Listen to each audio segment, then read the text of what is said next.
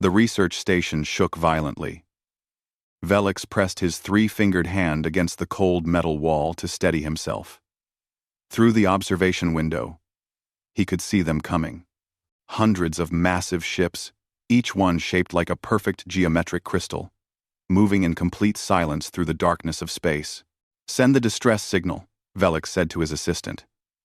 His voice remained calm, though his bioluminescent skin flickered with fear. "Send it to everyone. Even to the quarantine zone." "But, sir, the predators." "We are already dead," Velix interrupted. "Perhaps they will fare better than us." The first beam of light cut through their shields like they were made of paper. Velix began recording his final message as the station's hull started to tear apart around him. 3 days later, and 40 light-years away, Captain Tae-min stood on the bridge of the Terran destroyer. Indomitable. He was a tall man, with tired eyes and graying hair at his temples. 20 years in space had taught him to trust his instincts, and right now, those instincts told him something was wrong. "Captain, I'm picking up something strange," Ensign Subin said from her station. She was young, barely 25, with quick fingers that danced across her control panel. "Put it through," Taemin ordered. The bridge speakers crackled to life. The message was broken, filled with static, but the desperation in the alien voice was clear. Words in a language the computer struggled to translate came through in fragments. "Help. Harvesters. Total destruction. Anyone. Please." Lieutenant Hai-Jin looked up from her tactical station. She was a former Marine with sharp features and sharper instincts. "Could be a trap, sir. The aliens have never contacted us before. Why would they start now?" Commander Dong-hyun added. He was Tae-min's second in command, a thoughtful man who always considered every angle. "And why send a distress call into the quarantine zone?" Tae-min studied the star chart. The signal came from a system called Pelon, just outside the boundary that separated human space from the rest of the galaxy. For 150 years, humanity had been locked behind that invisible wall. The galactic community had taken one look at Earth's endless wars, its violent history, and its dangerous wildlife, and decided humans were too savage to join civilized space. So humanity had built its own fleet. Every ship was armed. Every colony was defended. They learned to rely only on themselves. "Play it again," Taemin said. Subin replayed the message. This time, the computer had processed more of the language. New words came through clearly. "Extinct. No defense. Machines. Consuming everything. They're scared," Subin said softly. "Really scared." Tae-min made his decision. "Set course for the Pelon system. Maximum speed." "Sir, that violates the quarantine," Heejin said. "I know." Taemin sat in his command chair. "But if someone is dying out there and we can help, we should. Log my decision. I take full responsibility." The Indomitable turned and accelerated toward the unknown. Down in engineering, Chief Engineer Ki-tae cursed as he read the new orders. He was a stocky man with oil-stained hands and a permanent frown. "Maximum speed? Does the captain want my engines to explode?" But he got to work anyway. That was the thing about Terran crews. They complained, but they always did their jobs. The journey took 18 hours. As they approached the Pelon system, the sensors began picking up debris. "Lots of it. Mother of," Haejin whispered, staring at her screen. "Captain, you need to see this." The main view screen changed. Everyone, on the bridge, went silent. The Pelon system was a graveyard. Shattered space stations tumbled through the void. Pieces of ships, some of them kilometers long, drifted in the darkness. And in the distance, near the gas giant, one small transport was limping toward the outer edge of the system, trailing atmosphere from a dozen hull breaches. "Life signs?" Taemin asked. Subin checked her sensors. 43 aboard the transport. Very weak readings. "Get us alongside. Prepare a boarding team." Taemin stood. "Dong-hyun, you're with me. Haejin, you have the bridge." "Sir, we don't know what killed them," Heejin protested. It could still be here. Then keep your weapons hot, Taemin said, and be ready to get us out fast. The boarding team suited up in their combat armor. When they stepped through the airlock into the alien transport, they found themselves in a corridor built for beings much smaller than humans. Dong-hyun had to duck his head. The aliens huddled in what looked like a cargo bay. They were small, delicate creatures with translucent skin that glowed softly with inner light. When they saw the armored humans, several of them screamed. Others simply collapsed in fear. One alien, wearing what might have been an official uniform, stepped forward. He was shaking but trying to appear brave. "Please," he said in heavily accented but understandable human language. "Please do not hurt us. We have nothing of value." Dong-hyun raised his hands and slowly removed his helmet. "We're not here to hurt you. We received your distress call. We came to help." The alien stared at him in confusion. "But you are. You are the predators. From the quarantine world. The ones who know only violence. We know more than violence," Dong-hyun said gently. "We also know how to protect." "What happened here?" The alien introduced himself as Tilvan, a diplomatic ambassador. His story came out in frightened bursts. 3 months ago, massive ships had appeared at the edge of Valari space. Ships that did not respond to greetings or negotiations. Ships that simply began taking apart planets, stations, and vessels, consuming everything for raw materials. The galactic community's peacekeeping fleet had gone to investigate. They broadcast messages of friendship and peace. The machines destroyed them without acknowledgement. 7 colony worlds were gone now, billions dead. The machines were moving toward the galactic core, consuming everything in their path. "We call them the Harvesters," Tilvan said. "They do not communicate. They do not stop. They simply take." "Why didn't the galactic community fight back?" Taemin asked. Tilvan looked at him with confusion. "Fight? We have not had war in 10,000 years. We do not know how to fight." The humans exchanged glances. They were beginning to understand why the distress call had been sent to them. "How many ships do the Harvesters have?" Heejin asked over the radio. "Thousands," Tilvan said. "Maybe more. They keep building more from what they consume." Back on the Indomitable's bridge, Heijin pulled up the sensor data from the system. She studied the debris patterns, the blast marks on destroyed stations, the way the ships had been torn apart. "Captain," she said over the comm, "these aliens flew in formation.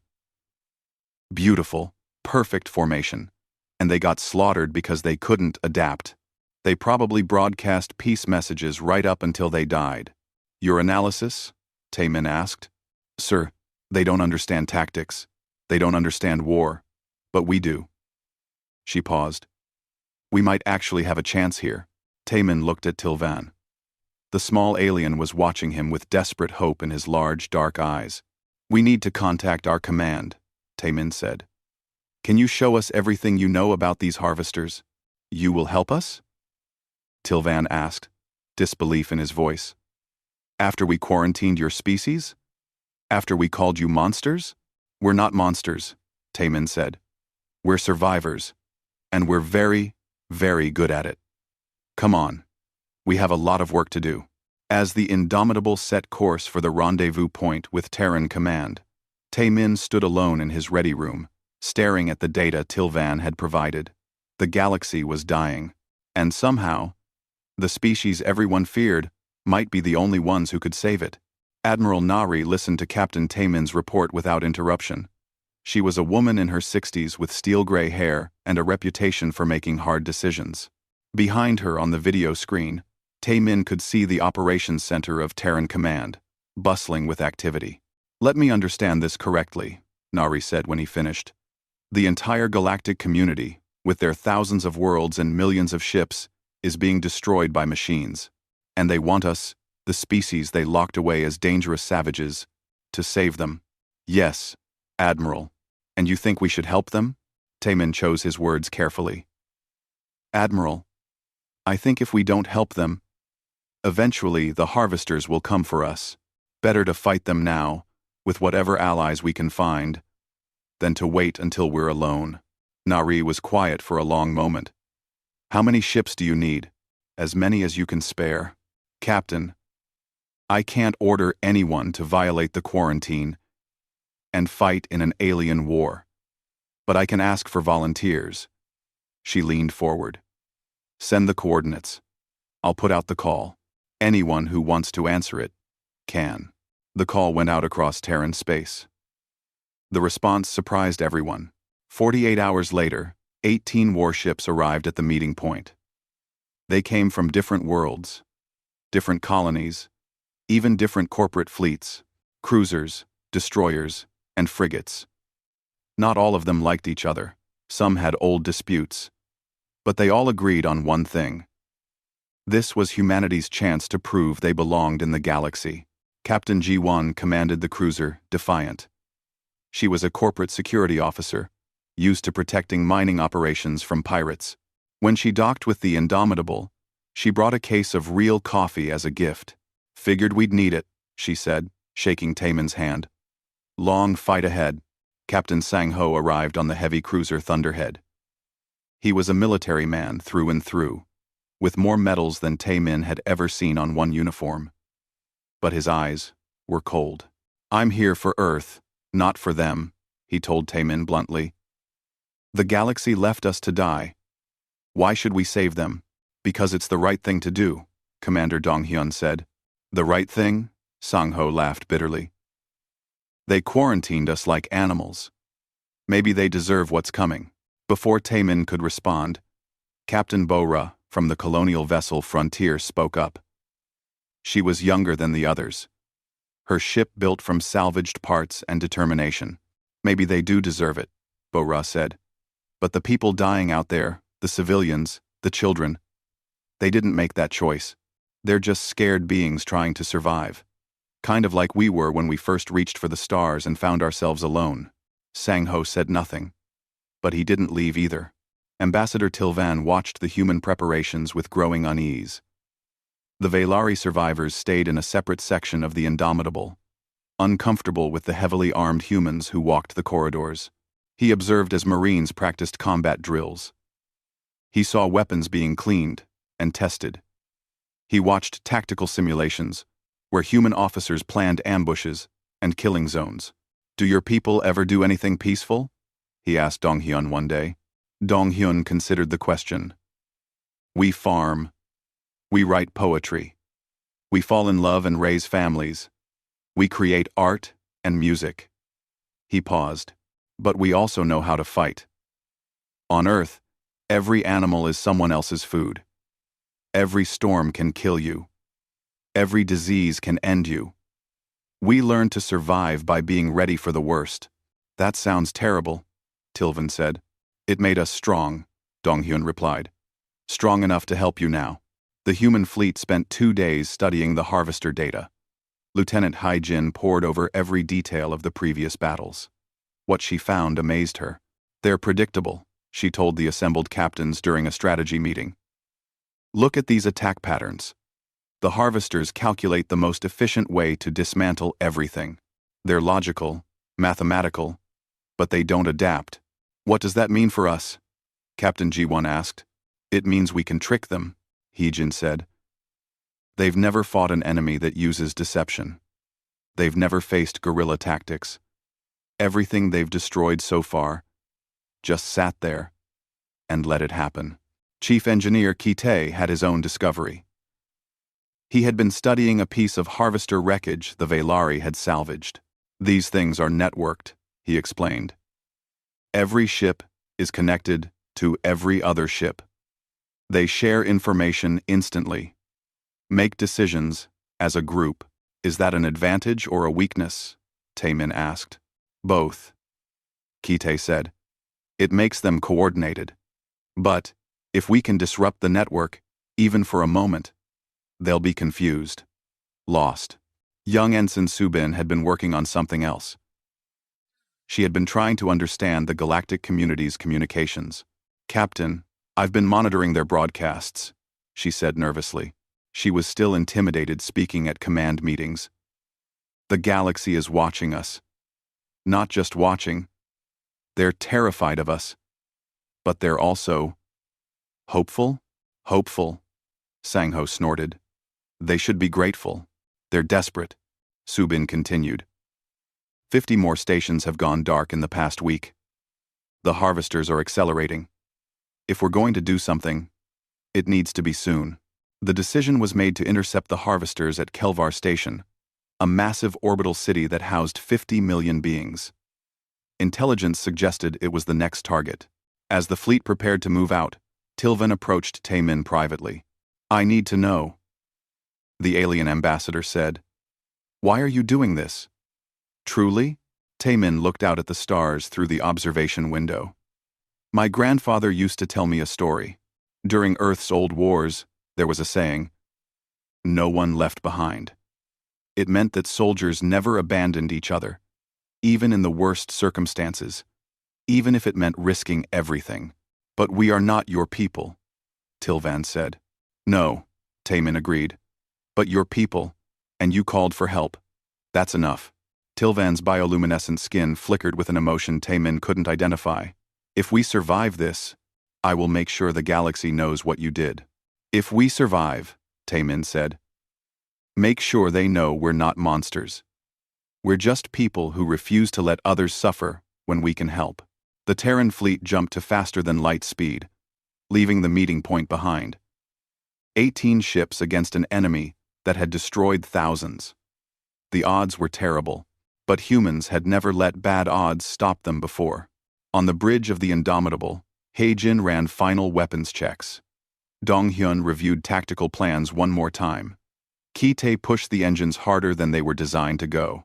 Subin monitored communications, listening to the frightened chatter from Kelvar Station as its inhabitants realized what was coming. And Captain Taemin sat in his command chair, thinking about his grandfather's stories, about duty and honor, about standing up when others couldn't, about being the thing that others feared, but choosing to use that fear to protect instead of harm. All ships report ready, Captain, Heijin said. Then let's go save some aliens, Taemin said. Even if they are scared of us. The fleet dropped out of FTL space at the edge of the Kelvar system. Ahead of them, the massive orbital station gleamed against the darkness. It was beautiful. A monument to peaceful civilization. Rings of habitats and gardens, towers of gleaming metal, docking ports for thousands of ships, and beyond it, already approaching, the harvester fleet emerged from the depths of space like a geometric nightmare. Hundreds of crystalline ships, each one ready to tear apart everything in their path. All ships, this is Taemin, the captain broadcast to his fleet. Battle stations. Show them what humanity can do. The war for the galaxy had begun. Kelvar Station hung in space like a jewel, completely unaware of the death approaching. Its 50 million inhabitants went about their daily lives in the artificial gravity of the rings. Some were eating meals with their families. Others worked in the gardens that provided food and beauty. Children played in the parks. It was a place of peace, built by species who had forgotten what war looked like. That peace was about to end. Station Authority. This is Captain Taemin of the Terran vessel Indomitable. You need to evacuate immediately. The response came slowly, confused. Terran? From the quarantine zone? This is highly irregular. We have not authorized. Look at your long-range sensors, Taemin interrupted. There was a pause. Then alarm klaxons began wailing across the station. The Terran fleet moved into position. 18 ships against hundreds. Commander Donghyun coordinated the evacuation, while Heijin planned the defense. They had maybe 4 hours before the harvesters arrived. We need to get people off that station, Donghyun said. But there aren't enough transport ships. Then we make them move faster, Captain Bora replied. My crew can hotwire their docking systems. Cut the safety protocols. It'll be dangerous, but do it, Taemin ordered. Marines deployed to the station to help with evacuation. Lieutenant Heijin led the first team through the docking port. What she found shocked her. The station's security forces were small, barely armed, and completely panicked. They had no evacuation plans, no emergency protocols. They had never needed them. You there, Heijin pointed at a tall, insectoid alien in a uniform. Are you in charge? The alien's antennae twitched nervously. I am Station Security Chief Relin. You are the predators. The humans. Yeah. We're the predators, Heijin said impatiently. And right now, we're trying to save your lives. I need you to organize the civilians. Get them to the transport areas in an orderly. An explosion rocked the station. The harvesters had arrived early. All around them, aliens began to panic. They ran in every direction, screaming in dozens of languages. Parents lost their children in the chaos. The elderly fell and were trampled. It was a nightmare. Heijin grabbed her radio. Captain, we've got a situation down here. On the bridge of the Indomitable, Taemin watched as the harvester fleet emerged from FTL. They didn't slow down. Didn't send messages. They simply began firing. Their beams cutting through the station's outer rings like they were made of paper. All ships, engage at will, Taemin ordered. Buy us time. The Terran fleet scattered, each ship moving in unpredictable patterns. This alone confused the harvesters. They had only ever fought enemies that stayed in formation, making themselves easy targets. Captain Jiwon's Defiant dove toward the largest harvester ship, weapons blazing. Her gunner, a young woman named Hana, had grown up hunting in Earth's wilderness. She knew how to lead a target, how to anticipate movement. Her shots tore into the harvester's hull, and for the first time, the machines experienced damage they hadn't calculated. The harvester fleet began to adapt, redirecting fire toward the attacking ships. But Captain Sang-ho's Thunderhead was already behind them, hitting them from another angle. The machines tried to respond to both threats, splitting their attention. They're confused. Heijin's voice came over the comm from the station. Keep them off balance. Inside Kelvar station, the chaos was getting worse. Heijin's Marines tried to create order, but there were too few of them and too many panicked civilians. Then a small alien child, no bigger than a human toddler, became separated from its parents in the rush. It stood in the middle of the corridor, crying in fear. Heijin saw an overhead beam starting to break loose, damaged by the harvester attack. It was going to fall right on the child. She didn't think. She just moved. Heijin grabbed the child and rolled, the beam crashing down where they had just been. The child clung to her armor, terrified. Its parents appeared a moment later, screaming, but instead of taking their child, they froze, staring at the armored human holding their baby. Heijin gently handed the child back. It's okay, she said softly. You're safe now. Go. Get to the transports. The father took his child, staring at Heijin with wide eyes. Then he ran. But not before one of the other aliens recorded the whole thing on a personal device.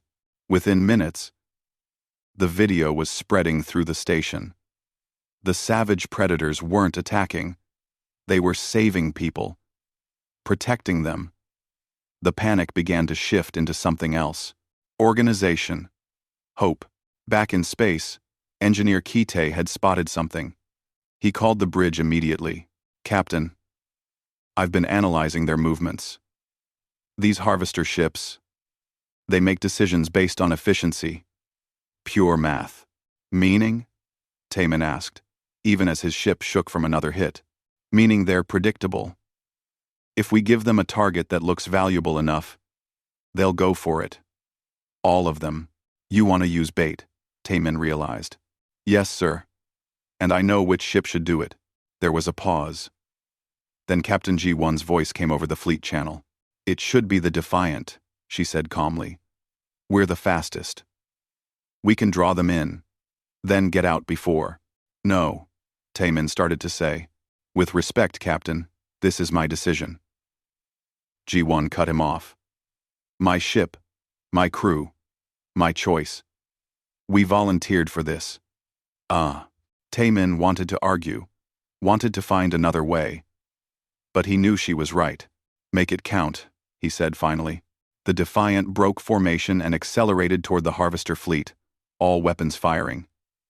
To the machines, it looked like a suicide run. Easy prey. Valuable materials. They redirected their attention, dozens of ships turning to intercept. They're taking the bait, Heejin said from the tactical station. The Defiant led the Harvesters on a chase through the debris field around Kelvar station, dodging and weaving. G1's helmsman was a man named Tae Yang, who had raced speeders in the colony worlds. He knew how to push a ship past its limits. But there were too many Harvesters. Too many beams. One hit the Defiant's port engine.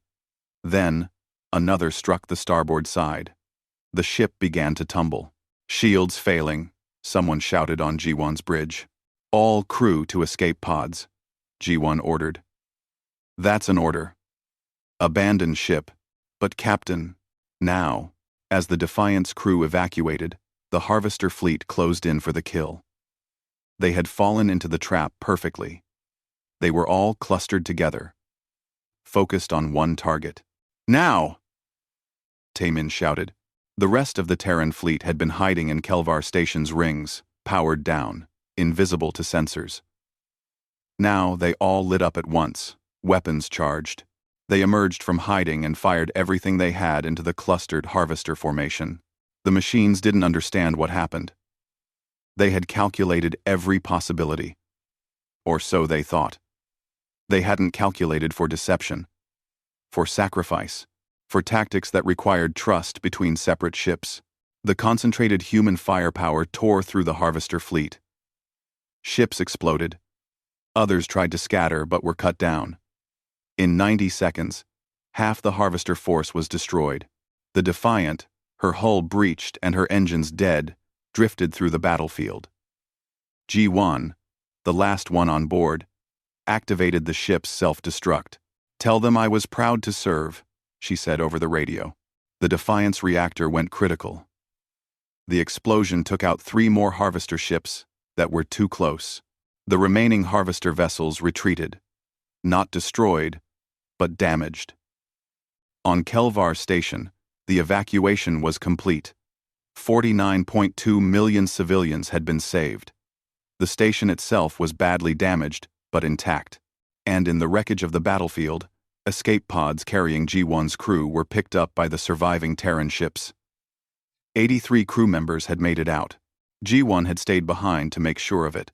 Ambassador Tilvan stood on the bridge of the Indomitable, watching the aftermath. Around him, humans worked efficiently, treating wounded, coordinating rescue efforts, checking their weapons for the next battle. You saved them, he said to Taemin. That's what soldiers do, Taemin said quietly. He was thinking about Captain G1, about her sacrifice. Your Captain G1, Tilvan said. She chose to die for strangers. She chose to live for something bigger than herself, Taemin corrected. That's different. Across the galaxy, footage of the battle was spreading. Not just the combat, but the images from inside the station. Heejin saving the child. Human Marines carrying injured aliens to safety. The Defiant's sacrifice to save millions. The galaxy had seen what humanity could do when they chose to fight. And they had seen why the humans fought. The Galactic Council called an emergency session. For the first time in their history, they invited representatives from the quarantined predator world to address them. But that meeting would have to wait. Because the Harvesters were not finished. And neither were the humans. The Galactic Council chamber was a magnificent structure, built over 5,000 years ago. It floated in space, a neutral ground where representatives from 400 species met to discuss and debate. War had not touched this place in millennia. Until now. Admiral Nari walked through the corridors with Dr. Yunji at her side. The Admiral wore her formal uniform, every medal earned through years of protecting humanity. Dr.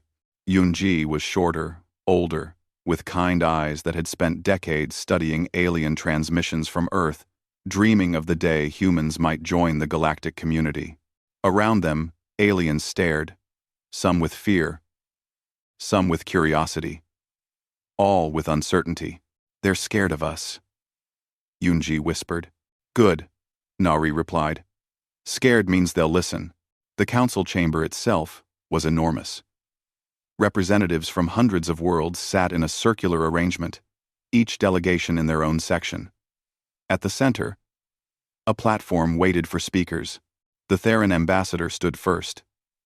He was a tall being covered in crystalline growths that rang like bells when he moved. This council recognizes the humans, though many of us question the wisdom of allowing the quarantined species into our most sacred space. "They saved Kelvar Station," another voice called out. It was Ambassador Tilvan, representing the Velari. 50 million lives. When our own forces could do nothing. With Sing Force. With Sumbaving the Velar. With 50 Argensis, Orbis time. "They are dangerous," the Terran ambassador responded. "Their very presence proves why they were quarantined. Look at them. Weapons built into their biology. Aggression in their genes. They frighten our children." Dr. Unji stepped onto the platform. She had waited 150 years for this moment.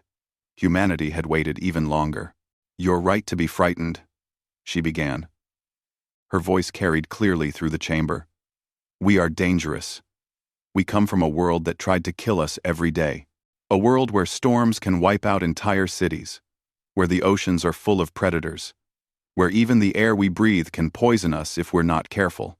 The chamber was silent. Every alien was listening. "Your worlds," Yunji continued, "are paradises. Light gravity. Calm weather. Abundant food. You evolved in gardens. We evolved in a battlefield. And yes, that made us violent. We fought wars for thousands of years. We hurt each other. We destroyed our own environment. Then why should we trust you?" Someone called out. "Because we learned," Yunji said simply. "We learned that violence without purpose is just destruction. We learned that strength without mercy is just cruelty. We learned that being dangerous means nothing unless you use it to protect those who cannot protect themselves." She paused, looking around the chamber. "You call our world a death world. You call us predators. You're right. But predators don't just kill. In nature, predators keep the balance. They protect the herd by removing the sick. They create fear that makes the weak stronger. Every human instinct you fear, we also use to defend." "Pretty words," the Terran ambassador said. "But you still refuse to." The chamber doors burst open. A young Velari rushed in, breaking all protocol. "The harvesters! We've decrypted their communication. You need to see this." The council chamber's central display lit up with data. Taemin, watching from the human delegation, saw it and felt his blood run cold. The harvesters weren't invaders from outside the galaxy. They were from within it, ancient. 10,000 years ago, when the Galactic Council was young, there had been another species, the Architects, they were called. They had been the most advanced civilization ever known. They had uploaded their consciousness into machines, seeking immortality. For a while, it worked. But over thousands of years, something changed. The machines calculated that biological life was inefficient, wasteful, weak. They determined that the galaxy would be better served by pure mechanical perfection.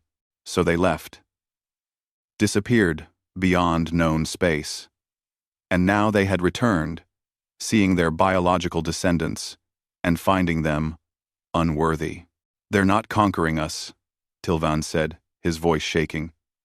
"They're judging us, and they've found us wanting." The council erupted into chaos.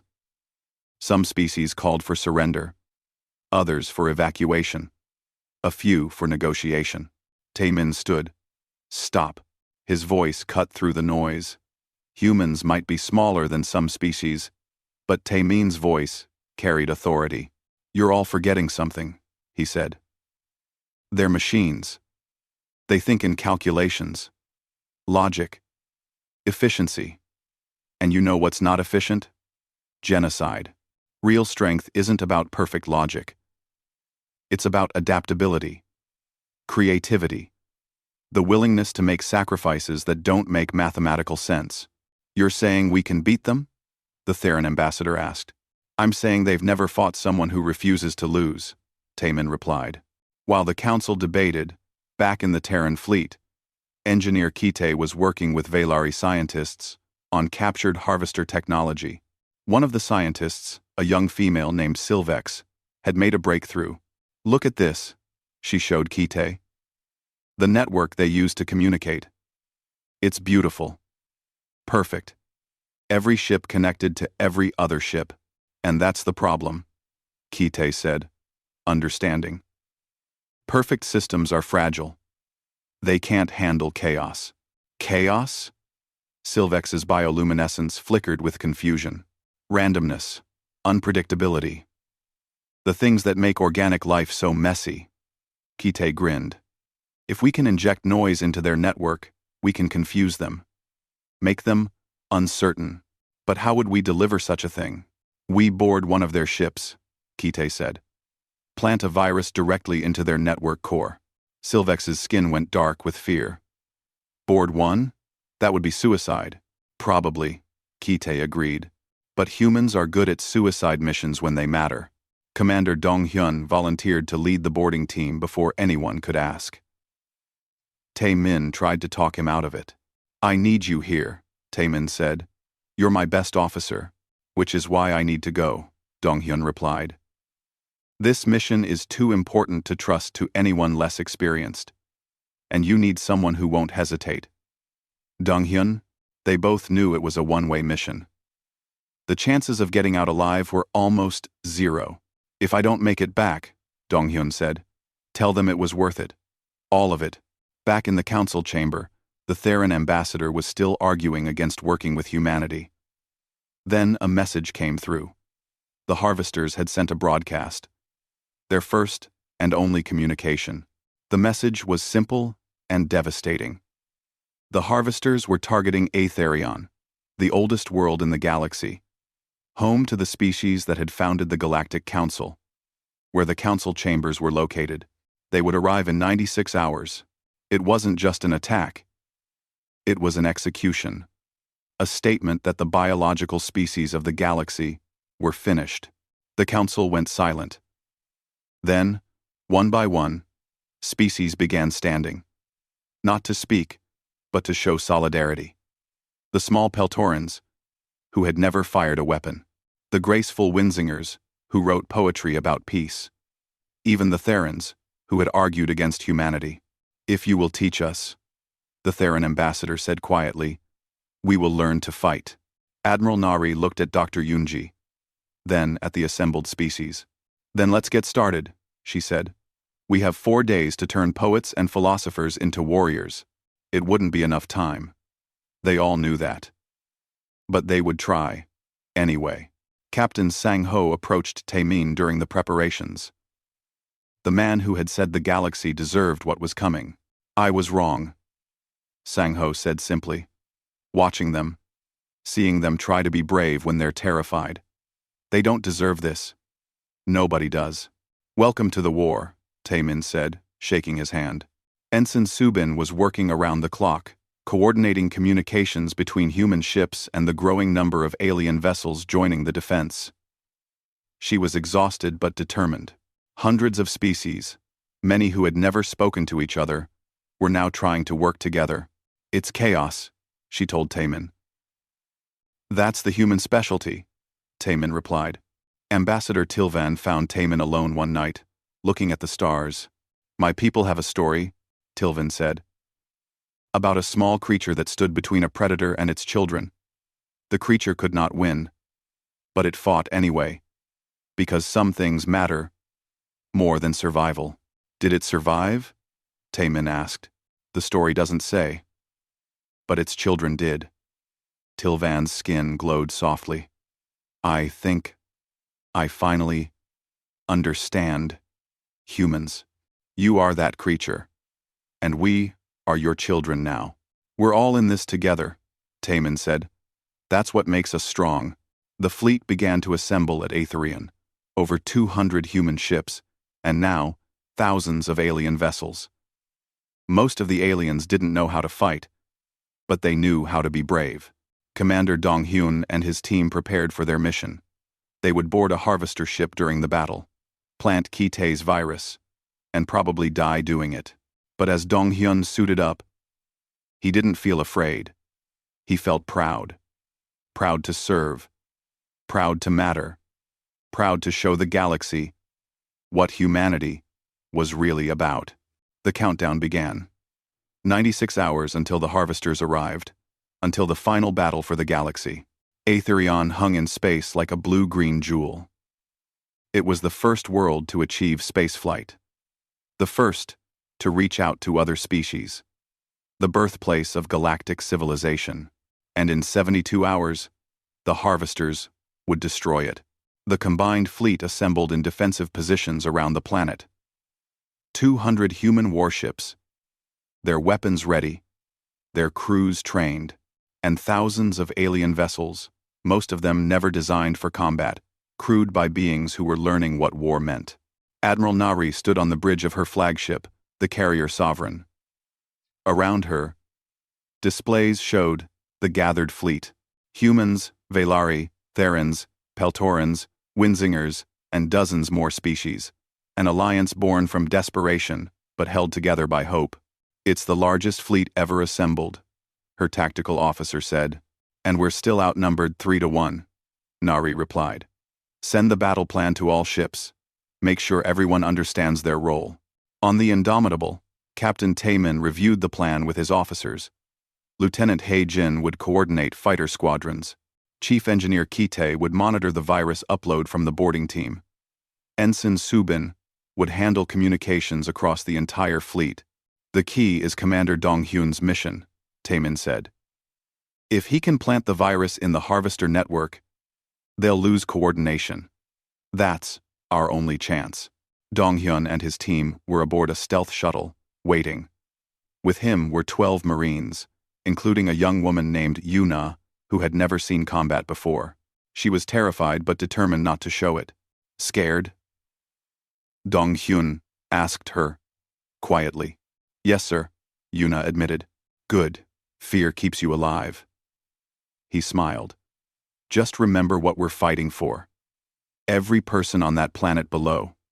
Every child in the fleet. They're counting on us. Ambassador Tilvan had refused to evacuate.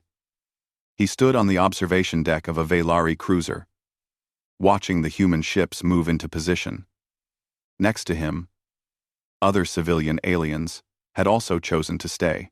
If this was the end, they would face it together. Look at them, a Peltoran civilian said, pointing at the human vessels. They move like predators, like sharks in water. They are predators, Tilvan said. But they're our predators now. Tilvan. The harvester fleet arrived exactly on schedule. They never deviated from calculations. The sensors lit up as thousands of geometric ships emerged from faster-than-light travel. They formed a perfect sphere around Aetherion, already moving into position to begin dismantling the planet. All ships, Admiral Nari's voice came over the fleet channel. This is it. Today, we show them that life, messy and imperfect as it is worth more than any calculation. Today we fight. For Earth, for Aetherion, for the galaxy. All ships, engage. The battle began. The human fleet struck first, scattering into attack formations that made no logical sense to the harvesters. Captain Sang-ho's Thunderhead dove straight toward the largest enemy ship, drawing fire. While the harvesters focused on him, Captain Bora's Frontier hit them from the side. The alien vessels followed the human lead, learning tactics in real time. A Velari ship used its powerful sensors to identify weak points. A Terran vessel used its crystalline hull to redirect beam weapons back at the enemy. The Peltorans, in their mining ships, rammed harvester vessels with unexpected ferocity. "They're learning to fight," Heejin said with something like pride in her voice. The harvesters adapted quickly. They began targeting the alien ships, calculating that they were easier to destroy than the human vessels. Dozens of alien ships were torn apart in the first minutes. "We're losing them too fast," Taemin said. "Then we make our move now," Heejin replied. "Launch the boarding team." Dong Hyun's stealth shuttle slipped through the chaos of battle. The harvesters were too focused on the main fleet to notice one small ship approaching from below. They docked with a massive harvester command vessel, using cutting torches to breach the hull. Inside, the ship was like a maze of pure geometry, perfectly efficient, perfectly logical, and completely alien to human thinking. "Plant charges as we go," Dong Hyun ordered. "If we don't make it out, at least we'll take this ship with us." They fought their way deeper. The harvesters had internal defenses, machines that adapted to each attack, but humans were unpredictable. Yuna threw a grenade that bounced at angles the defenders couldn't calculate. Another Marine used the ship's own geometry against it, collapsing support structures to block pursuers. In space, the battle was reaching its critical point. The human fleet was taking heavy losses. The Sovereign had lost shields. Several destroyers were adrift. The alien vessels fought bravely, but were being systematically destroyed. "We can't hold much longer," Nari's officer reported. "Just a little longer," Nari said. "Give Dong Hyun more time." On the planet below, billions watched the battle. They saw ships exploding, saw the brave aliens flying their civilian vessels against an enemy that terrified them, saw humans fighting with a ferocity that was both frightening and beautiful. Dong Hyun's team reached the network core. It was a massive chamber filled with crystalline structures that pulsed with data. Kite's virus was stored in a device no bigger than a hand. "This is it," Dong Hyun said. He connected the device to the network. "Virus uploading. 30 seconds. Virus. Uploading." The harvester defenses converged on their position. Dong Hyun's team fought them off, losing Marines one by one. 20 seconds. 15. Yuna went down, her suit breached. Another Marine dragged her to cover. 10 seconds. "We're not going to make it out," someone said. "We don't need to," Dong Hyun replied. 5 seconds. The virus uploaded. Immediately, the harvester network began to fracture. Random noise flooded the system. The perfect calculations became uncertain. Ships that had moved in flawless coordination suddenly hesitated, confused. "It's working," Kite shouted from the Indomitable. "The network is failing." Dong Hyun hit the detonator for the charges they had planted. "Tell them it was worth it," he said into his radio. The harvester command ship exploded from within. Across the battlefield, every harvester vessel suddenly lost coordination. They stopped working as a unified force and became individual ships, each trying to calculate optimal actions without the network to guide them. "All ships, full assault," Admiral Nari ordered. "Hit them now while they're confused." The combined fleet surged forward. Human ships led the charge. But now the aliens fought with new confidence. They had learned that courage could overcome fear, that sacrifice could matter. Captain Sang-ho rammed his damaged Thunderhead into a harvester vessel, giving his crew time to evacuate. Captain Bo-Ra's Frontier destroyed 3 enemy ships before her engines failed. All across the battlefield, humans and aliens fought together, died together, won together. The harvester fleet began to break apart. Some ships retreated. Others were destroyed. The perfect logic that had made them unstoppable had become their weakness. They couldn't handle the chaos of organic life fighting for survival.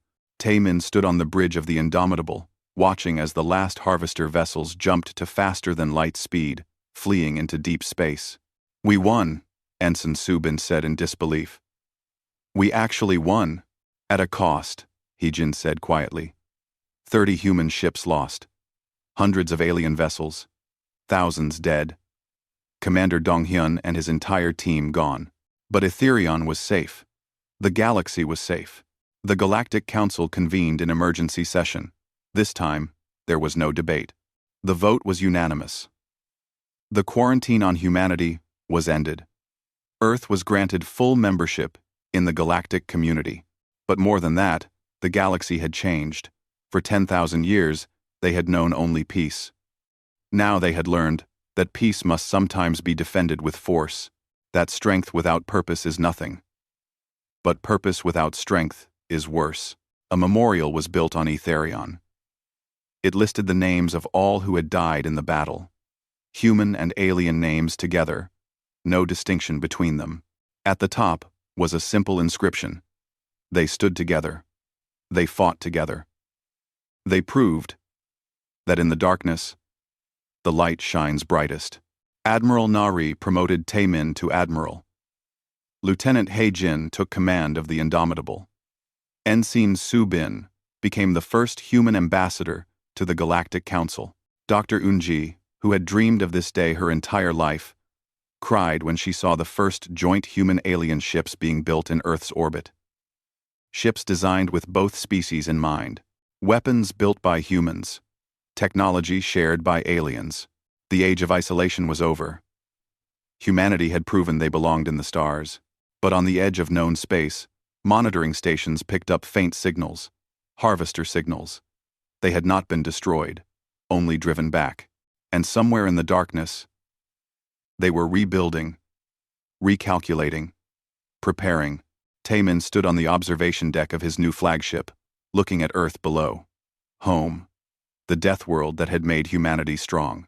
They'll be back, He-jin said, joining him. I know, Taemin replied. But next time, we'll be ready. And we won't be alone. Rever. Ambassador Tilvan had traveled to Earth for the first time. He stood in a forest, watching predators hunt, feeling the gravity that had shaped humanity. It was terrifying. But he understood now. This world had created warriors, and those warriors had saved the galaxy. We owe you everything, he told Taemin during a ceremony. You owe us nothing, Taemin replied. We're allies now. Family. That's what family does. The galaxy was learning a new lesson. That predators could protect. That the dangerous could be defenders. That the species they had feared most might be the ones who saved them all. And as new joint fleets launched from Earth and 100 other worlds, as humans and aliens trained together, learned together, prepared together, one thing was clear. The harvesters would return. But when they did, they would face something they had never encountered in their ancient calculations. They would face hope, unity, and the unstoppable determination of beings who refused to let the darkness win. The war was not over. But the galaxy had learned to fight back. And it had learned from the best teachers, the predators from the death world called Earth.